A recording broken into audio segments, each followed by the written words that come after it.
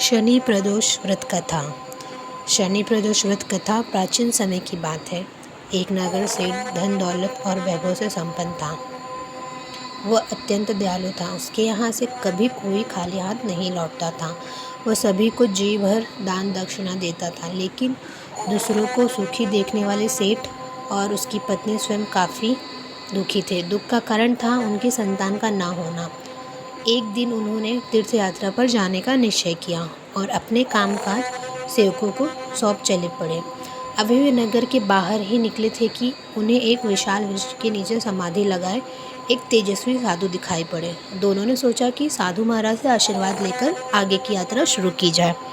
पति पत्नी दोनों समाधिलीन साधु के सामने हाथ जोड़कर बैठ गए और उनकी समाधि टूटने की प्रतीक्षा करने लगे। सुबह से शाम और फिर रात हो गई, लेकिन साधु की समाधि नहीं टूटी। मगर सेठ पत्नी धैर्यपूर्वक हाथ जोड़े बैठे रहे।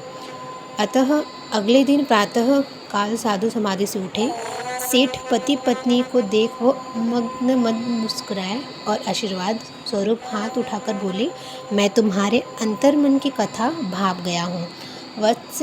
मैं तुम्हारे धैर्य और भक्ति भाव से अत्यंत प्रसन्न हूँ। साधु ने संतान प्राप्ति के लिए उन्हें शनि प्रदोष व्रत करने की विधि समझाई। तीर्थ यात्रा के बाद दोनों वापस घर लौटे और नियम पूर्वक शनि प्रदोष व्रत करने लगे। कालांतर में सेठ की पत्नी ने एक सुंदर पुत्र को जन्म दिया। शनि प्रदोष व्रत के प्रभाव से उनके यहाँ छाया अंधकार लुप्त हो गया। दोनों आनंद पूर्वक रहने लगे। ओम नमः शिवाय। ओम नमः शिवाय।